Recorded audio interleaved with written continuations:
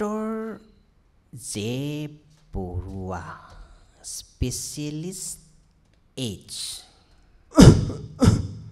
অকণমান বহক ছাৰে ৰোগী চাই আছে হ'ব বাৰু আপোনাৰ নামটো ক'বচোন ৰং আপুনি ৰোগী নেকি নহয় আচলতে আমি এইডছ বেমাৰটোৰ বিষয়ে ডাক্তৰৰ লগত আলোচনা বা দিহা পৰামৰ্শ ল'বলৈহে আহিছোঁ হয় নেকি কিন্তু এই বেমাৰটো নোহোৱাকৈ বেমাৰ এটাৰ বিষয়ে জানিবলৈ হ'লে বেমাৰটো যে গাত হ'বই লাগিব তেনেকুৱাতো কোনো কথা নাই শুনিছোঁ এইটো এটা মাৰাত্মক বেমাৰ আমি সকলোৱে এই বেমাৰটোৰ বিষয়ে আগতীয়াকৈ জানি যাতে সচেতন হৈ থাকিব পাৰোঁ হয় আপুনি ঠিকেই কৈছে আপোনাৰ নিচিনা মানুহ খুব কমেই আছে যিজন ৰোগী নহয় অথচ ৰোগটোৰ বিষয়ে জানিবলৈ আগ্ৰহী আপোনালোকে জানেনে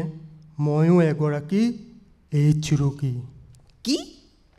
কিনো কৈছে আপুনি এইডছ ৰোগী অঁ মই এজন এইডছ ৰোগী আপুনি ইমান আচৰিত হৈছে কিয় কেনেকৈ বেমাৰটো হ'ল স্বভাৱৰ দোষ এদিন দুৰ্ভাগ্যক্ৰমে অসৎ বন্ধুৰ সান্নিধ্য লাভ কৰোঁ পানীৰ চাকনৈয়াত পৰাৰ দৰে সিহঁতৰ কুচক্ৰান্তত মই এদিন হৈ পৰোঁ ড্ৰাগছ এডিক্ট আৰু তেতিয়াই হিৰ'ইন ব্ৰাউন চুগাৰ এইবোৰ চিৰিঞ্জৰ যোগেদি শৰীৰত সুমুৱাই নিচাগ্ৰস্ত হৈ অন্ধকাৰত ডুব গ'লোঁ মাত্ৰ এবছৰ আগতে মোৰ তেজত এলিজা পৰীক্ষা কৰোঁতে HIV ধৰা পৰিল অঁ এতিয়া ইয়াত এনেকৈ আছে যে আপুনি ছাৰৰ ওচৰত থাকি প্ৰতিৰোধৰ উপায় কৰাৰ লগতে জীৱিকাৰো পথ উলিয়াই লৈছোঁ ছাৰ আহিল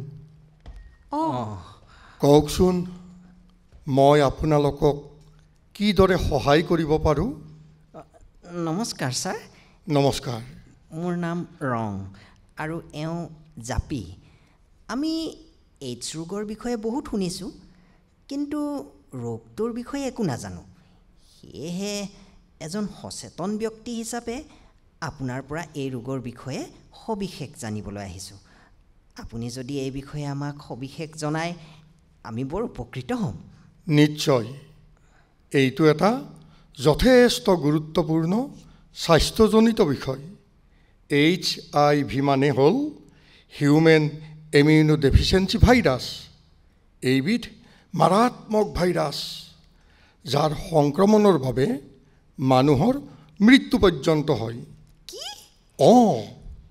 ইয়াৰ কোনো প্ৰতিকাৰ নাই নেকি ছাৰ নাই এইডছৰ কোনো প্ৰতিকাৰ নাই ইয়াক প্ৰতিৰোধ কৰাই হৈছে উত্তম উপায় এই ৰোগ কিমান মাৰাত্মক নে বৰ মাৰাত্মক ইয়াৰ বিষয়ে মই আপোনালোকক বিতংভাৱে জনাব লাগিব নিশ্চয় ছাৰ আমি সেইকাৰণেতো আপোনাৰ ওচৰলৈ আহিছোঁ চাওক প্ৰতিজন মানুহৰ দেহত এটা ৰোগ প্ৰতিৰোধ কৰিব পৰা ক্ষমতা থাকে যিয়ে আমাক বীজাণু সংক্ৰমণৰ পৰা ৰক্ষা কৰে আমাৰ এই ছালখনে আমাৰ দেহত এখন শক্তিশালী বেৰৰ দৰে কাম কৰে আৰু আক্ৰমণকাৰী বীজাণুৰ সংক্ৰমণৰ পৰা আমাক ৰক্ষা কৰে পৃথিৱীৰ বায়ুমণ্ডলত বহুতো ভাইৰাছ আছে যদিও HIV হৈছে এক মাৰাত্মক ভাইৰাছ তেনেহ'লে বায়ুমণ্ডলত বিয়পি থকা এই ভাইৰাছৰ পৰা মানুহে নিজকে কেনেকৈ বচাই ৰাখিব ৰ'ব আন ভাইৰাছৰ দৰে HIVয়ে বতাহত জীয়াই থাকিব নোৱাৰে সেইকাৰণে বতাহৰ পৰা মানুহৰ দেহলৈও বিয়পিব নোৱাৰে কিন্তু HIV কেনেবাকৈ মানুহৰ দেহত সোমায় তেতিয়া ই যথেষ্ট শক্তিশালী আৰু মাৰাত্মক হৈ উঠে HIVয়ে মানৱ দেহত প্ৰৱেশ কৰি মানুহৰ প্ৰতিৰোধ ক্ষমতা নষ্ট কৰে আৰু শৰীৰত ক্ৰিয়া কৰে তেতিয়াই আমি মানুহজনক HIV পজিটিভ বুলি কওঁ যেতিয়া মানুহে প্ৰতিৰোধ ক্ষমতা হেৰুৱাই পেলায় তেতিয়া তেওঁক আমি এইডছ হোৱা বুলি কওঁ। এইডছ ৰোগীয়ে সংক্ৰমণ ৰোধ কৰিব পৰা ক্ষমতা ইমানেই হেৰুৱাই পেলায় যে সাধাৰণ বীজাণুৰ সংক্ৰমণতেই তেওঁৰ মাৰাত্মক ৰূপ ধাৰণ কৰি মৃত্যু পৰ্যন্ত ঘটাব পাৰে। আমি শুনামতে ছাৰ বহুতো মানুহৰ HIV এইডছ ধৰাত পৰিছে কিন্তু। হয়, আপোনালোকে ঠিকেই শুনিছে। বিশ্বত দিনক দিনে ইয়াৰ সংখ্যা বাঢ়ি গৈ আছে। সেয়েহে মানুহে এই বিষয়ে সকলো তথ্য জনাটো দৰকাৰ। আপোনালোকৰ দৰে সমাজ সচেতন মানুহবোৰে তথ্য জানি আনক সংক্ৰমণৰ পৰা বচাব পাৰে। হয় ছাৰ। পৃথিৱীত বহু মানুহ HIV পজিটিভ বা এইডছত সংক্ৰমিত হৈ জীয়াই আছে। তাতকৈ ডাঙৰ কথা কি জানে? বহুতেই গমেই নাপায় যে তেওঁলোক সংক্ৰমিত। HIVৰ দ্বাৰা সংক্ৰমিত হোৱাটো খুব সহজ নেকি বাৰু? মুঠেও নহয়। HIV ইমান সহজতে নহয়। HIV মানৱ শৰীৰৰ তৰল পদাৰ্থতহে জীয়াই থাকিব পাৰে আৰু বিয়পিব পাৰে। তৰল পদাৰ্থ মানেনো কি? প্ৰত্যেক মানুহৰ দেহত জুলীয়া পদাৰ্থ থাকে, যেনে চকুলো, ঘাম, লেলাৱতী। কিন্তু এই এইডছ ভাইৰাছ আমাৰ তিনিবিধ দেহৰ ৰসেৰেহে বিয়পিব পাৰে। কি কি ছাৰ?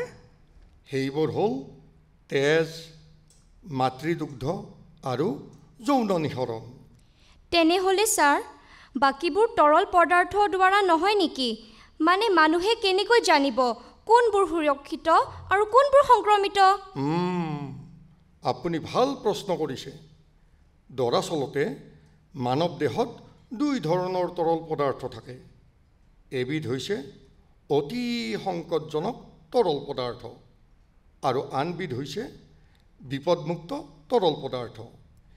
HIV অতি সংকটজনক তৰল পদাৰ্থৰ দ্বাৰাহে বিয়পে। ইতিমধ্যে মই কৈছোঁ, তেজ, মাতৃদুগ্ধ আৰু যৌন নিঃসৰণ। তেজ এবিধ অতি সংকটজনক তৰল পদাৰ্থ। এই ভাইৰাছ ৰক্তগ্ৰহণ বা অসুৰক্ষিত বেজীৰে মানুহৰ দেহত প্ৰৱেশ কৰিব পাৰে। দ্বিতীয়তে, কিছুমান অৱস্থাত যেনে গৰ্ভাৱস্থাত বা প্ৰসৱৰ সময়ত বা শিশুক স্তনপান কৰা সময়ত এই ভাইৰাছ মাতৃৰ পৰা শিশুৰ দেহলৈ যাব পাৰে। তৃতীয়তে, HIV সংক্ৰমিত ব্যক্তিৰ পৰা আন এজন অসংক্ৰমিত ব্যক্তিলৈ তেওঁৰ যৌন নিঃসৰণ যোগেও এই ৰোগ পোনপটীয়াভাৱে স্থানান্তৰ হ'ব পাৰে। বুজিলোঁ। তাৰমানে লেলাৱতী, খেকাৰ, ঘাম, চকুলো, মলমূত্ৰ এইবোৰ তৰল পদাৰ্থৰ পৰা এই ৰোগ বিয়পিব নোৱাৰে। ঠিকেই। এইবোৰ হৈছে বিপদমুক্ত তৰল পদাৰ্থ। এইবোৰেৰে এই ৰোগ কেতিয়াও বিয়পিব নোৱাৰে। এই ৰোগ মানৱ দেহলৈ পোনপটীয়াভাৱে স্থানান্তৰ হ'বলৈ হ'লে ই এটা সুৰুঙা পাবই লাগিব। পোনপটীয়া স্থানান্তৰ মানেনো কি ছাৰ? পোনপটীয়া স্থানান্তৰ দুই ধৰণে হ'ব পাৰে।